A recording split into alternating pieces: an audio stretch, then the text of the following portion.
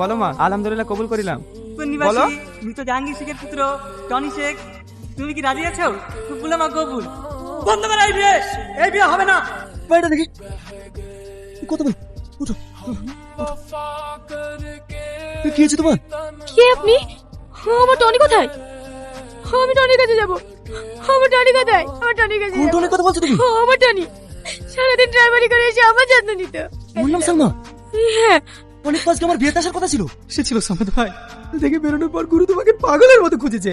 এই ছেলেটা যখন তার ভালোবাসার মানুষকে অন্য কারোর হয়ে যেতে দেখে, যা সামাদ ভাই নিজের কষ্টের কথা কাউকে শেয়ার করতে চাই না, শুধুমাত্র তোমার মেয়ের মুখের দিকে তাকিয়ে হাজারো কষ্ট বুকে চেপে এখান থেকে নীরবে চলে গেল। চিকু ভাই, টনি এসেছিল। টনির কাছে যাবো। আমাকে টনির কাছে নিয়ে চলো না ভাই। ঠিক আছে, এসো। কোথায় যাচ্ছ মা? ওকে ছেড়ে দাও, তুমি যাও।